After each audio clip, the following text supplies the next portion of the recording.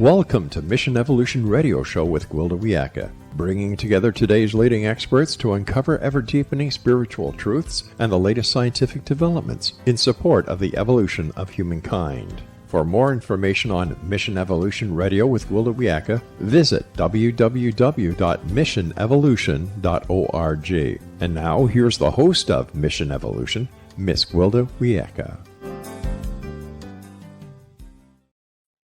Hello. Whether you're new to the show or an old friend, I'm so glad you can join us. Mission Evolution is the place to find the latest knowledge from today's leading experts. This hour, we'll discover mystical gateways into inspiration and creativity. Many of us have observed creative people and wondered, where do their ideas come from? Some of us may be quite creative, but lose inspiration at the most inopportune times, like suffering writer's block in the face of a publishing deadline. If we don't feel we're creative, is there a way to become so? If we've lost access to our inspiration, is there a way to regain it? Joining us all the way from Israel to explore mystical gateways to inspiration is Sherri Mandell. Sherri is an award-winning writer who has contributed to numerous magazines and journals. She's the author of several books, including award-winning The Blessings of a Broken Heart, and her latest, The Kabbalah of Writing, Mystical Practices for Inspiration and Creativity. She holds a master's degree in creative writing and studied the Kabbalah with teachers in Jerusalem. Her website, KobyMandell.org. Thank you so much for joining us. Oh, it's my pleasure. So it's wonderful timing for this, because I think everybody suffers from inspiration or lack thereof about this time of year when we've had all our creative juices going for the holidays, and then all of a sudden it's like this doldrum. So I think it's really well timed. Let's start out with, how did you end up in Israel? Oh, boy. Okay. Well, I've lived in Israel for over 25 years. I grew up in New York. I grew up with no Jewish education, even though I was Jewish. And I always wondered what being a Jew meant, really. And so I came to Israel on a vacation, and then I began to study, and I studied in yeshiva, and I studied Torah, and I thought, wow, this is really interesting. I had no idea that the Jewish religion was so interesting. And then I ended up meeting my husband and getting married. I mean, he's American too. But we went back to the States for a while, but we came back here 25 years ago. It's a beautiful place. I've been there, and several times, and I thoroughly enjoyed it. So how did you get interested in the Kabbalah? I think when I first started studying, somebody talked to us about the Sefirot. And the Sefirot are 10 channels of God's expression in the world. And I remember when he mapped out the Sefirot, I just thought it was so fascinating. And I think I immediately thought it was an amazing structure for thinking about anything. I mean, I didn't connect it to writing at that point, but it was just very comprehensive. And it also taught me a lot about the structure of the world. I call it God's divine design, because there's God, and some of God just stays where in his own world, where he's incomprehensible to us.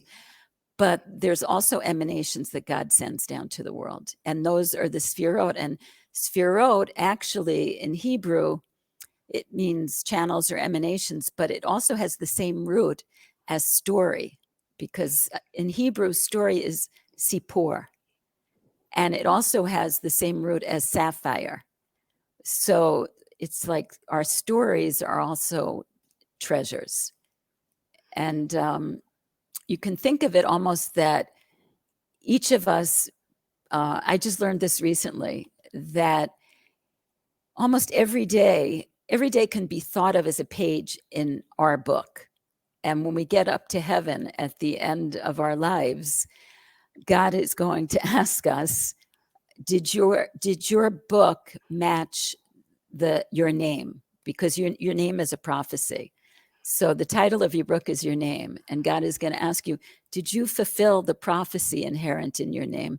Meaning, did you fulfill your potential in this world?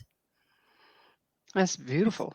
And the storytelling part is so interesting too, because parables are part of just about every religion out there. The more indigenous ones pass down their whole history through storytelling. There wasn't a Right. written language, so it's. I love the way it all comes together ultimately. So, Yeah. what exactly is the Kabbalah? Where does it fit in all of this?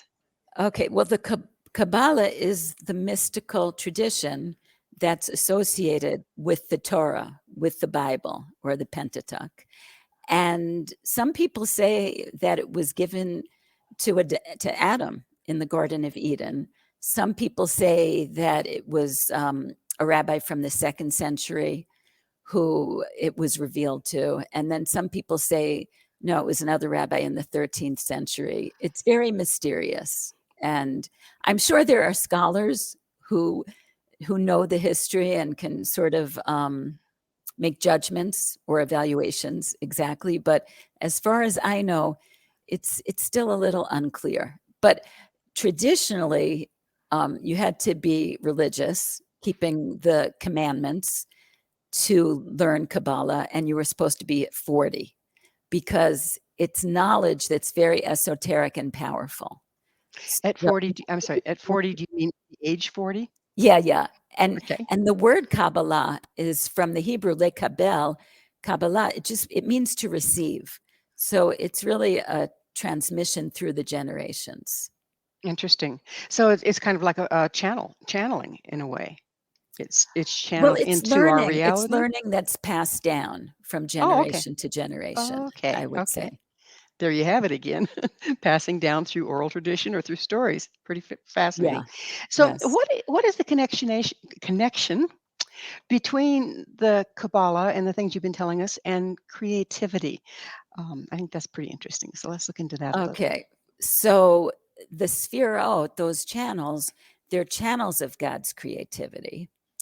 And I mean, I think of God like God created the world. God is the master of creativity. So whenever we plug into those the Sefirot, we have the ability to connect to creativity because there are 10 Sefirot, but they combine. So every Sefirah contains every other Sefirah. And one of the Sefirot I define as creativity. I mean, I sort of adapted the Sefirot to writing and to creativity, but there's creativity. So there's creativity in every Sefirah. Like the first Sefirah that I talk about in the book is will, is Keter, because Keter is a crown, and it's the closest to God, and it has to do with will. But even in thinking about will, there's creativity. And then I talk about inspiration and kindness and limits. But in all of those aspects, they all contain an aspect of creativity. That's pretty amazing. So, are we in fact co-creators when we're connected with this channel? Yeah, I mean, in Judaism, we always talk about tikkun haolam, which is fixing the world, and that God left the world incomplete in order so that people could help fix it, and also so that people could help each other and partner with God in perfecting the world, Well, or we're at kind least of failing. We're kind of healing the failing that world. one right now, aren't we? We've Well, got plenty to heal. maybe globally, but there's always the possibility on a personal level, I think, of creating healing. Isn't that where it all begins ultimately in this reality? Isn't it? Doesn't it have to come from within? Yeah, yeah, I'd agree with that. And is there a internal receptor to these different channels that you've been speaking about? Well, it's the soul, I think, is the receptor of the channels, but also the body, also the intellect. I mean, I think that it penetrates every aspect of our beings, the sphera, because it's like the divine design. So, and we say that men and women were made in the image of God. So if this is the way that God sends his energy to us, then we can receive it in every way. That makes sense. So we can receive it on physical, mental, emotional, and spiritual levels. Right. This is going to be a tough question, but I'm sure all of us are dying to know at this point. Yeah. How can we tell if that's what we're receiving, and how can we access it internally? Oh, how do you access that energy? Mm-hmm. I don't think you just receive it. I think we partner in receiving it, and we create it. But yeah, I don't have an easy answer to that. I think it's a process, and it's a lot of work actually, because everybody has a purpose in this world, and revealing that purpose it's something that takes time and patience, I think. And also you need a lot of, in Hebrew we say koach, you need a lot of strength sometimes to receive what God is sending you. Do you think we're born with a purpose, and if we're just here, we're kind of in a way living that purpose by being here, by exchanging energies with the reality that we're in? Is it up to us then to discern how deeply we engage with that purpose at higher and higher levels of functionality and of offering to the world?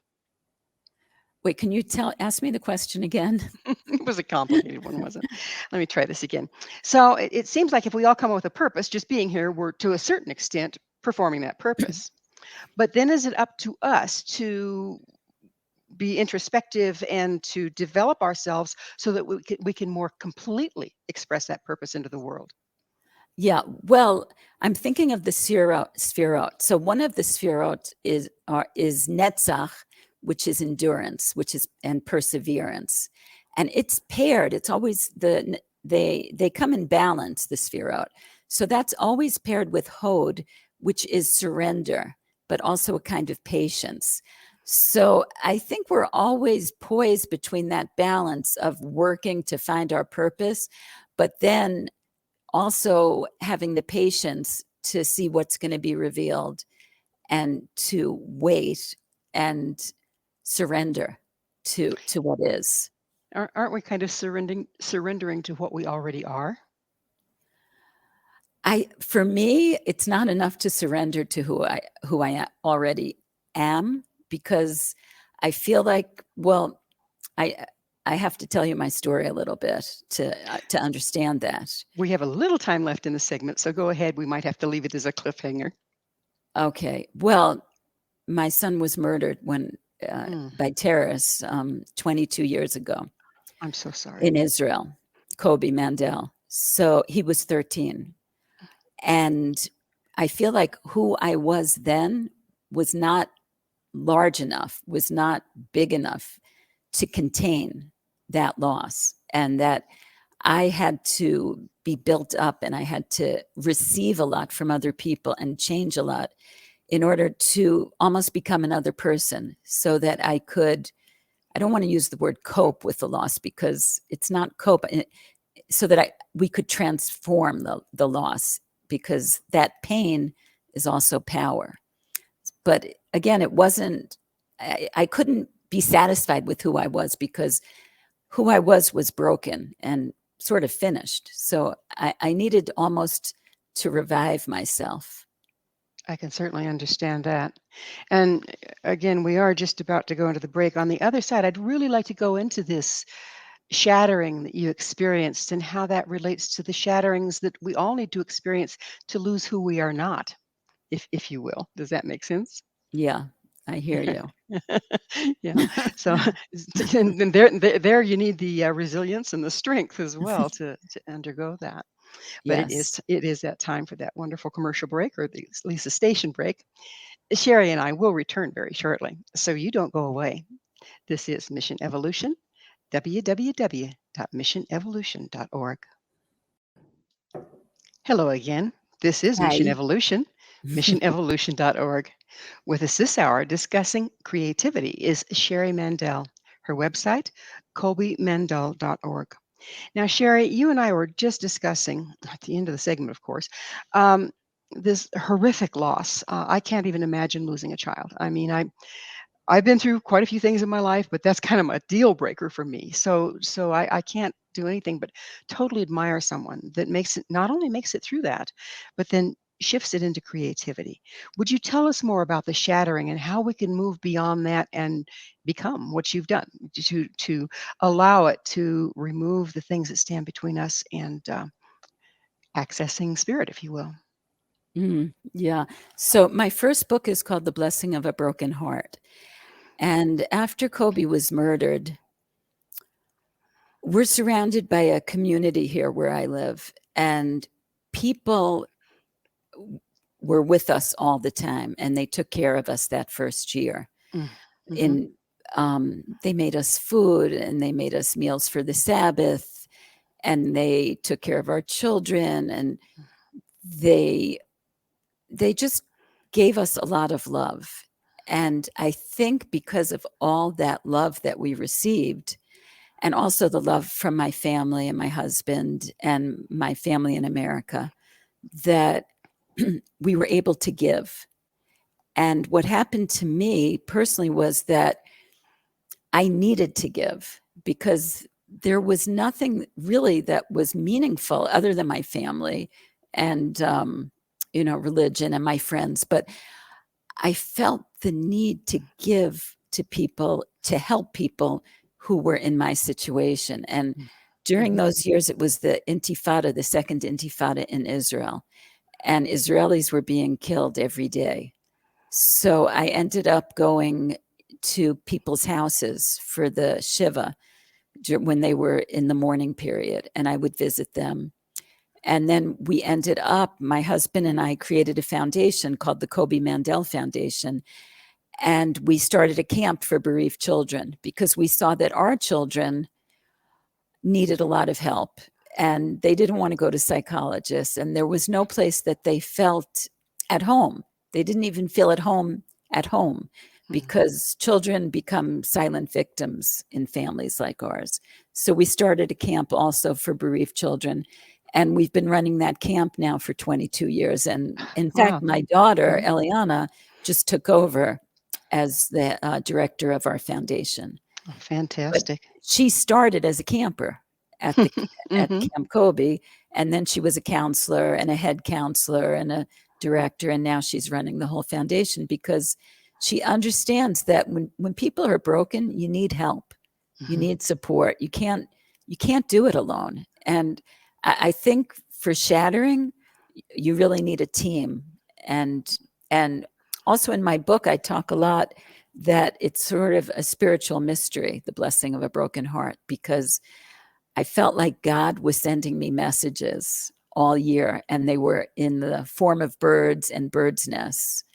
And then I learned with a friend. Actually, we were learning Kabbalah, and we read that it said that God lives in a supernal bird's nest, and he lives with pictures of children who were killed because of hate.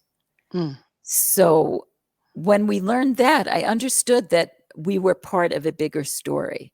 And I think that's part of um, surviving that shattering, is making yourself part of a bigger story and being able to reach out, but not at first. I think that part of why I survived was that I was able to receive, and I received a lot. And once I received so much, it was very natural for me to want to give. And when you want to give and when you're in that place, God does send you, like God sends you angels, God sends you messengers. And I feel like God sent us help to survive. And I have to say, like what we say in Hebrew, bli ayin hara, without the evil eye, that we did more than survive. Like we are a happy family. It's, I think, pretty universal that when we are really confronted with challenges, deep heart challenges, like the one your experience or spoke of your experience here, that suddenly we can go two ways with it. We can totally shut down, not allow help in, and just close into our agony.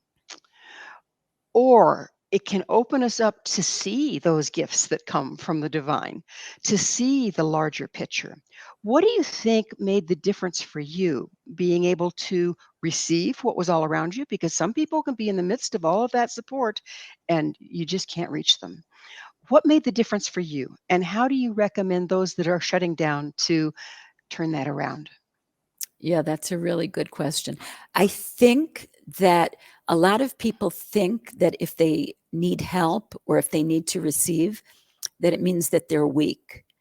And I never saw it as a weakness. In fact, I see breaking down when things are terrible as a strength, because you're able to admit your truth and you're able to recognize your truth. And I think other people, not everybody can respond to truth, but new people will come into your life who need that level of truth and have access to that level of truth and aren't afraid of it. But I think that's a kind of faith, because there are a lot of, I hear a lot of stories about people whose friends just desert them because they can't bear the pain. Mhm. Yes, that's a common story, and it's a heartbreaking one. But it's kind of like a clearing on all levels, isn't it? When you go through something like this, it's a dark night of the soul, and when you come out the other side, not only are you changed, but everyone around you has shifted and changed as well. Right. Yeah. Well, it's almost like a rebirth, Hmm. because Renaissance in its even purest form. excuse me, what? I said Renaissance in its purest form. Yeah, but I read that, like, for example, that a child contains some of the mother's cells. Hmm. So, like, physically, when Kobe died, also part of me died, Hmm. like physically, and part of every mother does, or or father. So I think that it's almost literal, like that there needs to be a rebirth because part of you has died. Right. So, how do you shift this kind of shattering, whether it's through the horrific thing that you went through, or shattering that any of us go through? How do we shift that into creativity? How do we find that beautiful gem, if you will, that ruby, within the chaos? Well, first of all, I think everybody has access to creativity, but it comes in different forms. So a lot of people, even if you're not a writer, you can still write and write a journal, write daily pages.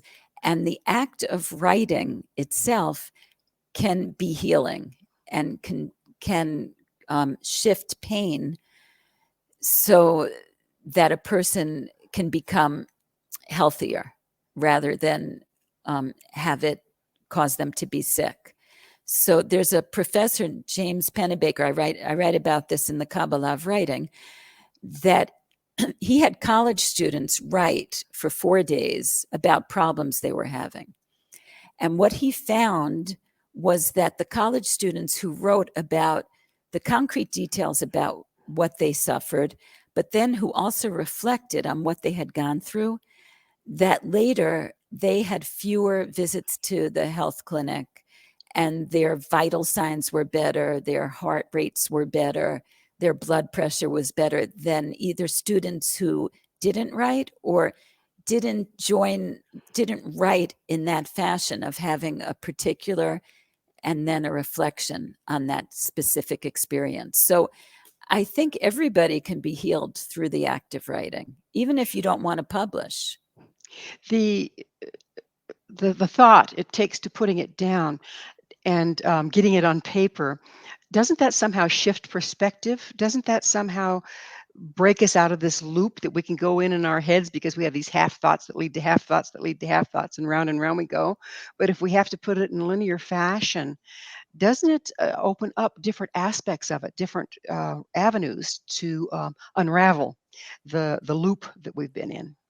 Yeah, I think it does. That if you just keep writing, you write your way out of this kind of mental confusion, I think.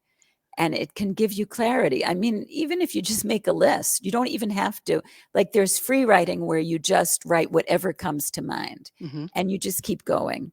And then you can go back. And even if you don't want to write, you just write, I don't know what to write. I don't know what to write. But there's something in the act of engaging your brain like that that gives you access to some clarity. I'm glad you mentioned that because it is a mindset and something about shifting neurological pathways while still working with the material. So you have to shift neurological pathways to go from just thinking to putting it to run it through language and to put it Mhm. into a visual linear form. Right. That's I just pretty thought of fascinating. something actually, Hmm. because after Koby was killed, somebody came to our house and she told me, she was a psychologist, and she said, why don't you try to have a conversation with Koby? Hmm. Mhm. Write with your non-dominant hand and see if he has anything to say to you. And I did that.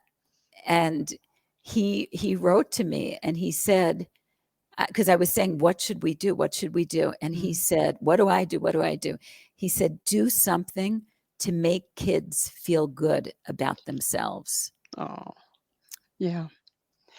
It's just such a gift they bring no matter how long they're here, right? Yes. Yeah. Yeah. So, we talked about the Safara, and you said there's how many different aspects to it? There are 10 sphirot. Okay, Spirat. Thank you. Yeah. Well, sphira is the singular. Oh, okay. Sphira. Okay, but I was Yeah. speaking plural, so thank you. Sphirot are the plural.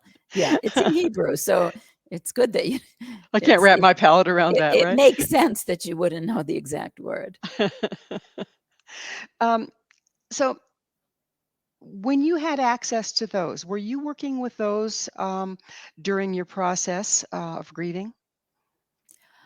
No, no. I would say that one of the sphirot is kindness. Mm-hmm. So I wasn't consciously working with the sphirot at that point, but I think that the what I received, what my family received, was so much kindness that it it was shocking to me how much kindness there was in the world.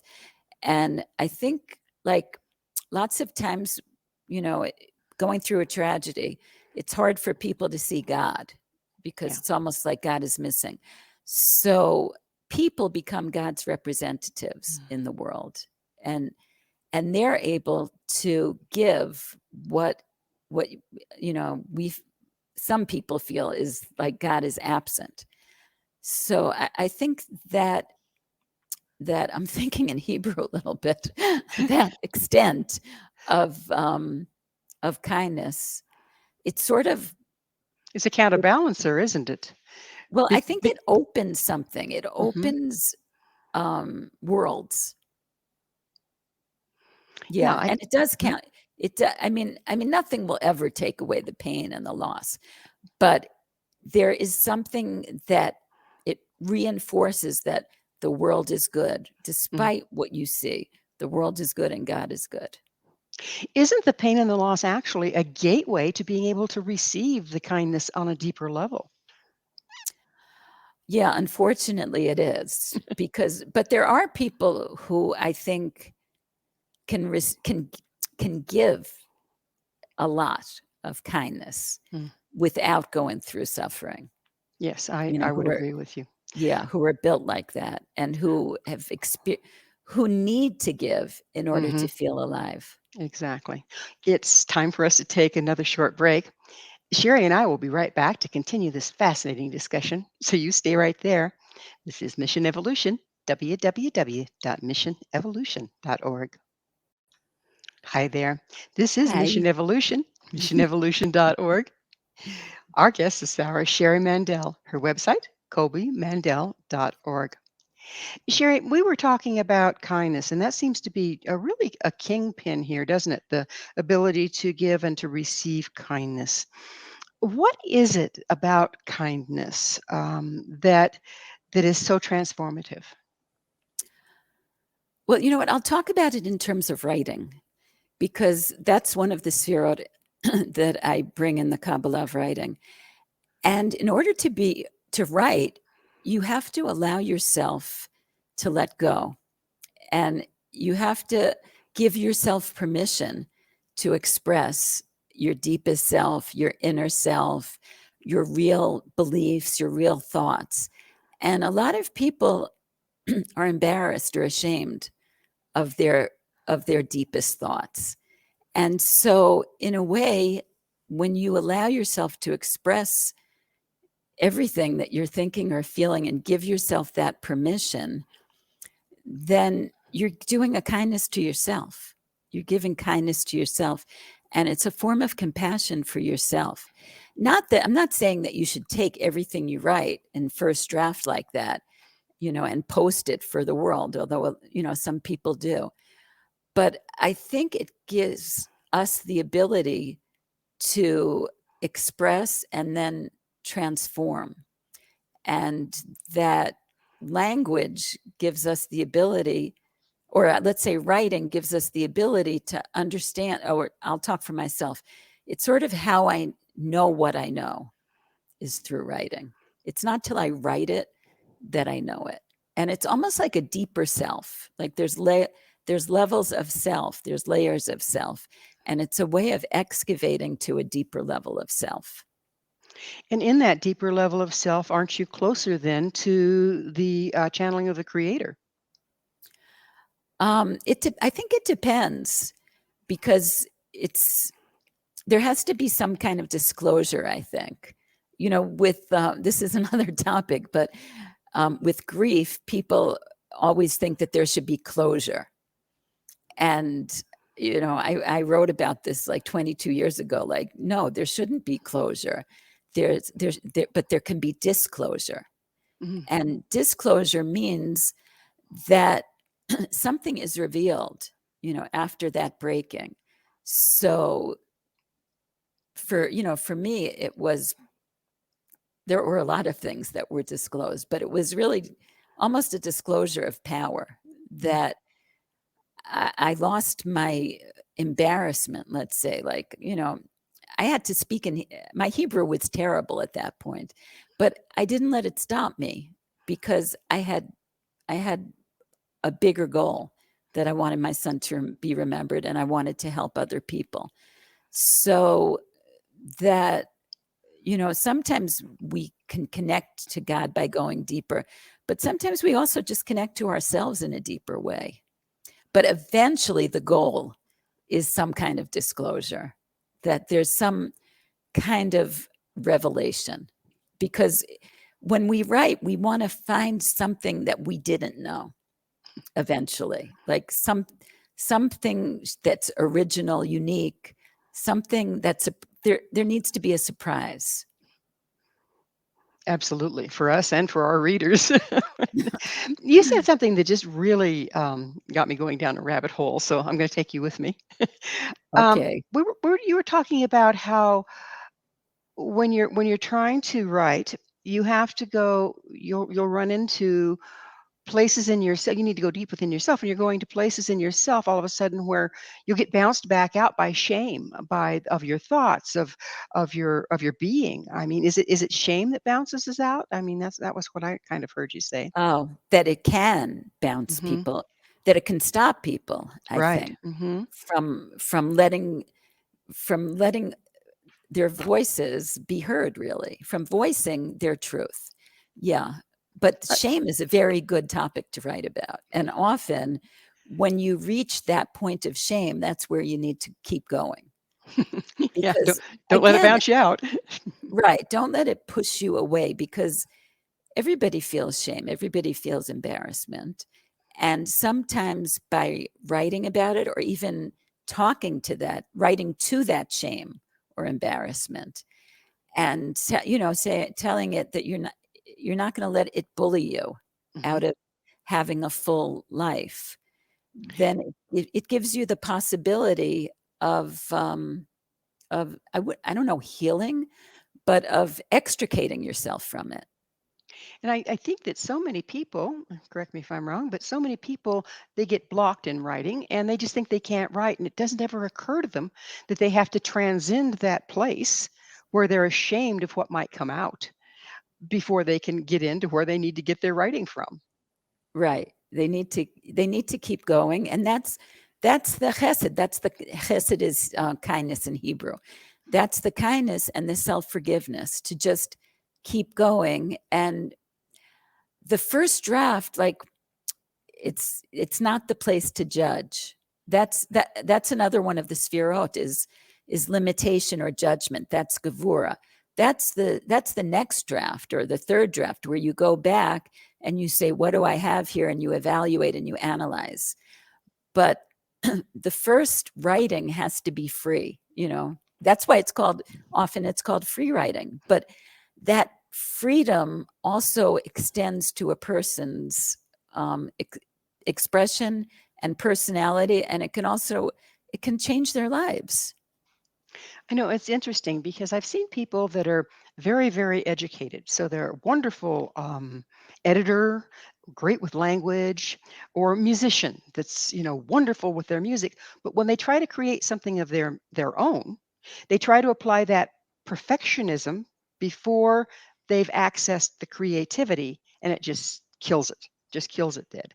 And I think that we do that in a lot of arenas of our life, don't we? Right. Yeah. I mean, we all have something that I think we're perfectionist about, but being a perfectionist can really stop you before you've even gotten to the point of expression. So, yeah, it's like a stop sign where you need a green light. And also sometimes can't education get in the way if you try to stick with what you've been taught versus just get real spontaneous?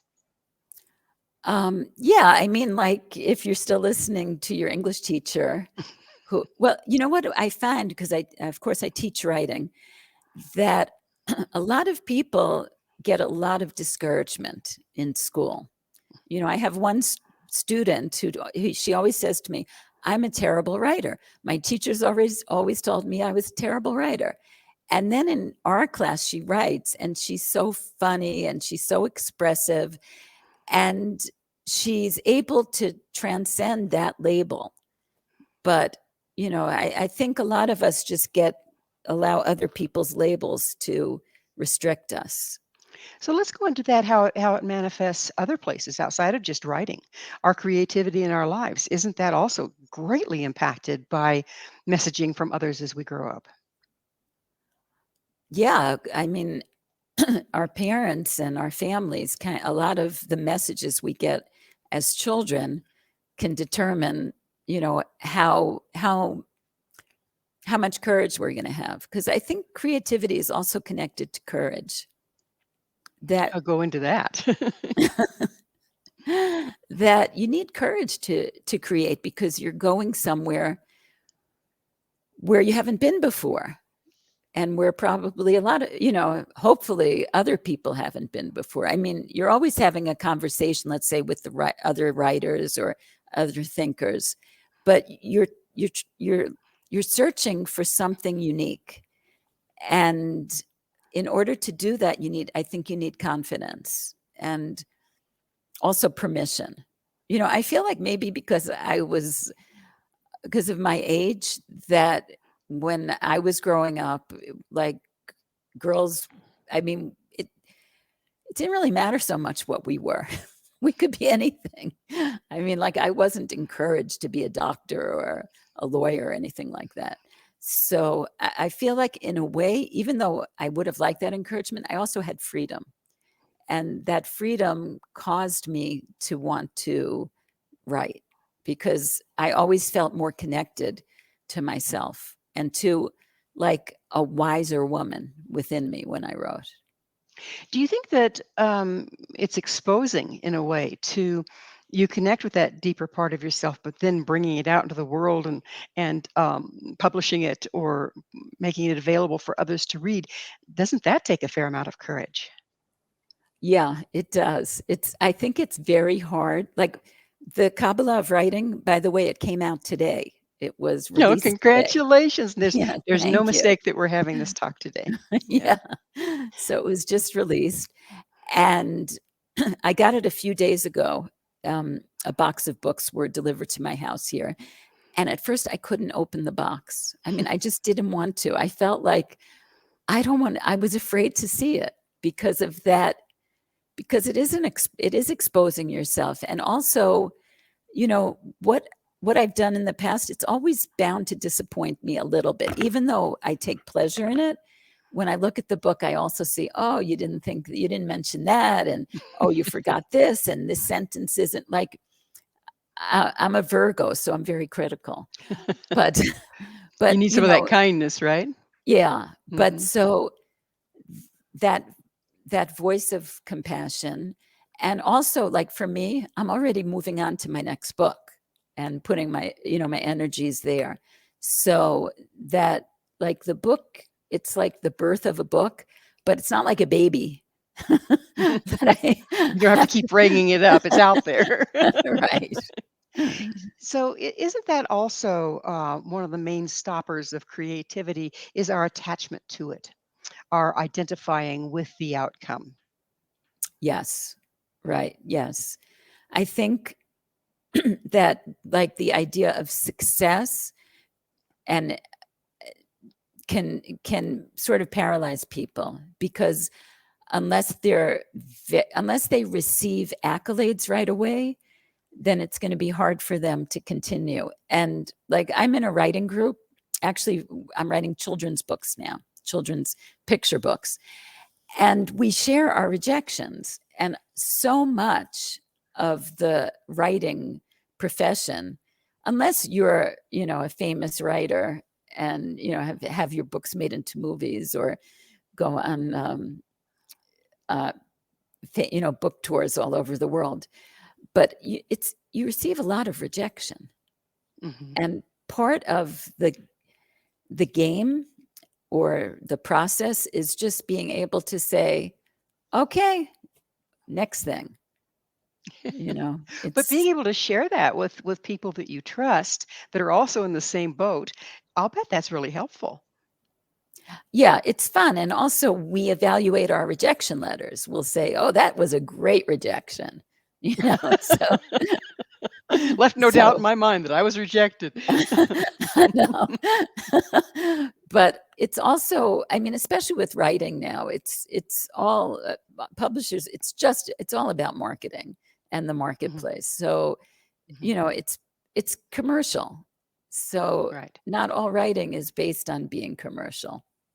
Well, that I think is the difficult thing with all creativity is it's stifled oft times by what the marketing perceives is going to sell versus what's going to be received in the world or is needed in the world or is unique in the world. That doesn't seem to matter. It just goes right back to the dollar. And isn't that a major problem in our society, period? Right. But Yeah. I was just thinking about, like, writing. And in the Kabbalah of writing, one thing I say is that writing also causes you to pay attention, because you can you if you want to describe something, you have to look at it very deeply. And Mm-hmm. also, I think also, as a writer, I'm always looking for a story. So, I'm, you know, even everyone I meet, I'm always thinking about what's their story and how can I. Well, we're going to have to looking into stories on the other side of yet another break. Please Okay. stay with us as Sherry and I continue to explore the mystical aspects of creativity. This is Mission Evolution, www.missionevolution.org. Welcome back. This is Mission Evolution, missionevolution.org. This hour, our expert guest is Sherri Mandell. Her website, kobymandell.org. Sherry, we've spent the last three quarters talking, here and there about the major blocks to creativity. Um, let's recap those a little bit. Can you do that for us? Oh, the blocks. So Um, we talked about shame as one, as examples like that. right. Shame, lack of confidence, a lack of courage, and I think just an inability to let go. and maybe a lack of trust in the process. Does lack of trust in the process, and this leads me to my next question, how much do you think accessing and living our creativity has to do with having something we have faith in? Yours is Judaism, but everybody has their own avenue, their own road. Do we really need to decide what it is that we can have faith in order to have the courage to be creative?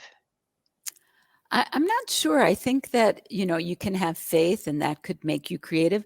But I think if you find your expression of creativity, that can give you faith, because it gives you a way to grow in your life and also to use your life. So you're living your life, you're not rushing through your life, because you're using it, but not in a pejorative way. Like, you're making use of it and you're finding a way to translate it into something greater. You mentioned at the beginning that our name is the name of the book, of our story. What role does our creativity in our inspiration and our striving to access and express those, what role does that have into deepening the story, deepening the book? Oh, our life story. I think that, like when you write a book and you send it to your agent and they try to find a publisher, the publisher wants to know, what is unique about this? What makes it different from everybody else? And I think that finding your creative avenue is what differentiates you, but it's also the gift you're given in the world. And everybody has a gift. There's nobody without a gift. And that gift, when you develop it, becomes your creativity, and it can be cooking, it could be baking, it can be building, it can be acting, it can be drawing. I think it can also be playing with children, right? Playing with children can be incredibly creative.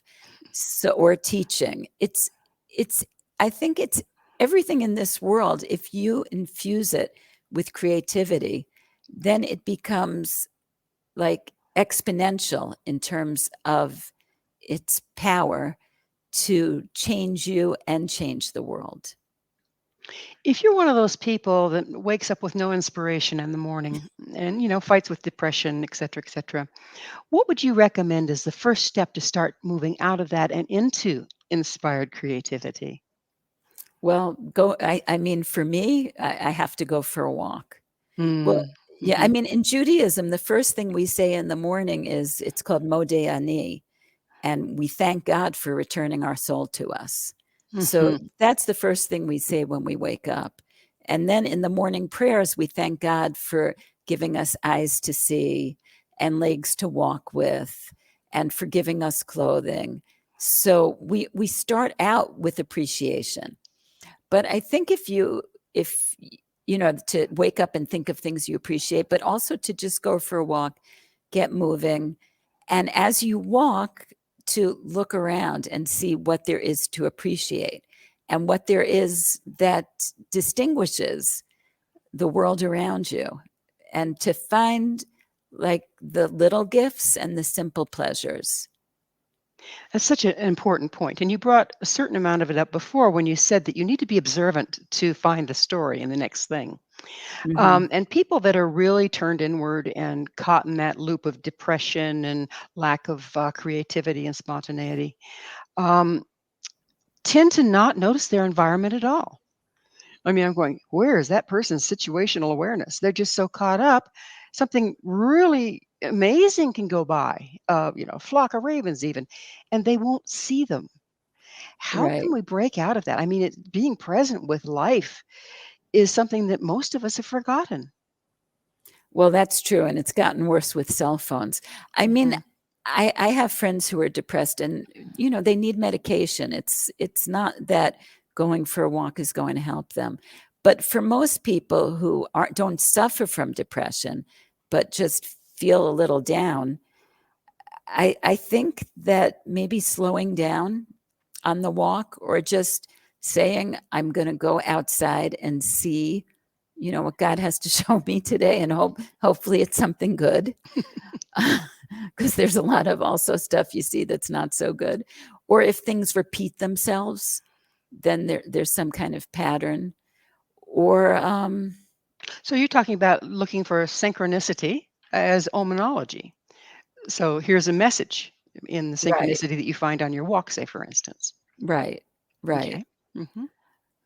But in terms of, if somebody's down and they can't find their spark, they can't find their inspiration, then sometimes just to accept that also, because sometimes you're just not going to feel that you're in any kind of flow.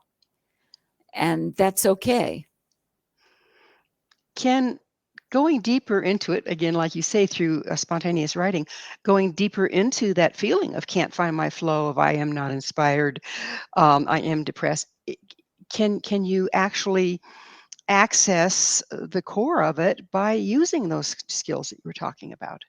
Yeah, I think you can, especially with language, because if you start rhyming or start finding words that start with the same letter, you find some rhythm in the language, then that rhythm can also change your brain chemistry, I think, and Yeah, give you it's some been kind used of for pleasure. it's been used forever, rhythm to alter brain waves, actually. Right. So we can go into a dream state, and what do we do in dream states? But we access creativity, right? Correct. Pretty fascinating. Do you work with your dreams at all? I don't. I hardly remember my dreams. I'm embarrassed to admit that, because I would like to work with them. And I have friends who do a lot of dream work, but I haven't done that.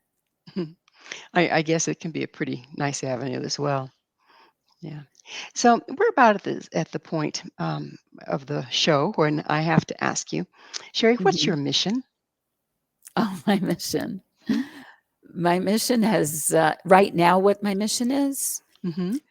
um, I think my mission is to find play in my relationships and in my work, so that I find pleasure in what I'm doing, but that it's also finding, like, godliness in my day, but through little gifts, not through, you know, dramatic presentations, but through just little hints and little gifts, and to be more alive. Hmm. Beautiful. Beautiful. Tell us a little bit about Camp Koby. Okay, That's pretty so fascinating. yeah, it's Camp Koby and Yosef. Koby was killed with Yosef Ishran.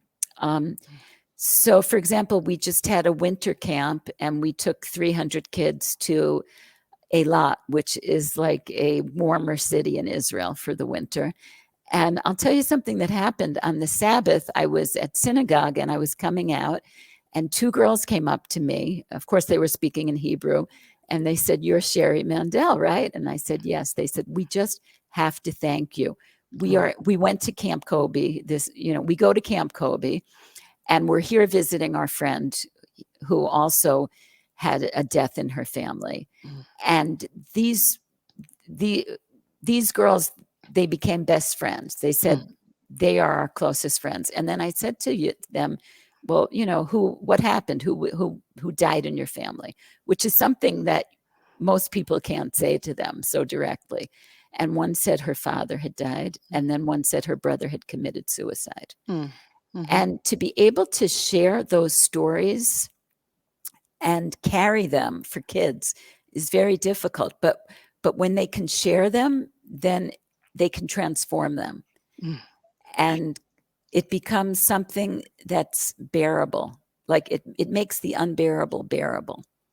Doesn't all also coming together with people of your age group that have had similar loss, because you can be very isolated by your loss in general public, because like you said, people are afraid, they don't know how to talk to you, they don't know how to look at your pain, they're afraid to ask, and all of a sudden you just feel ostracized. Does that camaraderie come from the shared experience, and is there a healing in that? Oh, yeah, definitely for kids, because other kids really don't know how to respond to them. And often their teachers don't know how to respond to them. Mhm. And often the parents are sort of missing in action because sometimes one died and then the other can't cope. So at Camp Koby, first of all, they come together and they can speak. They can say what happened to them and what it's like for them. And then lots of times they start making jokes about it also. So that it's something that's almost taboo. Like in society, you can basically talk about everything nowadays, but to talk about death, especially for kids, it's a lot of kids won't even, if they go to a new school, they won't even tell their friends or the teacher what happened to them. Mm-hmm. So they carry So all this alone. yeah, Mm. yeah. And it almost becomes a secret and a shame. It becomes something shameful. And at camp, when it's revealed, then it's shared and it becomes something that you can live with. And once you can live with it, then the story can change. I think that's the key about writing also, is that we're always looking to allow the story to change. And one thing I didn't mention, but it's the role of the imagination, that when you write about what is possible, like suppose that, or it could be, then you're able to write. It's called like a literary reality or surplus reality. You're writing about what didn't happen, but could have happened. Mhm. And once you are able to voice that, then then you change, even though the situation hasn't in the past hasn't changed. You change. And then, therefore, doesn't that create a matrix for a new situation in the future? Right. You're a new person. You've given yourself the ability to have more creative possibility. And that isn't that why we're here? I mean, there's the key right there, is to be able to imagine a different way and therefore create it. Otherwise, Right. we're still back in that loop where we don't see any Right. other options. Right. Yeah, not But the situationally writing, aware at all. yeah, I mean, another word for that imagination, I think, is hope. Okay. Yeah, we have to have hope to imagine something different, right? Yeah. Yeah. And imagination gives us the hope that things could be different and that things can get better. Well, we're just about out of time. Would you tell me, how do you see creativity and inspiration changing our world moving forward? How do I, how does creativity and inspiration change the world? I think that it gives people the ability to have unique solutions for some of the problems in the world, because there needs to be creative thinking and also positive thinking, not to like what you were talking about, to get caught up in a maelstrom of negativity and not Right. be able to exit it. But once Well, you have, yeah. unfortunately, we are out of time. I can't Okay. thank you enough, Sherri, for coming on the show and sharing your experience. Thank you. Our guest this hour has been award-winning author Sherri Mandell. Her latest book, The Kabbalah of Writing, Mystical Practices for Inspiration and Creativity. Her website, kolbymandell.org. This has been Mission Evolution with Gwilda Wiyaka. For more information or to visit past archived episodes, visit our website, www.missionevolution.org. Please be sure to join us right here next time as this mission continues, bringing inspiration, resources, and support to an evolving world.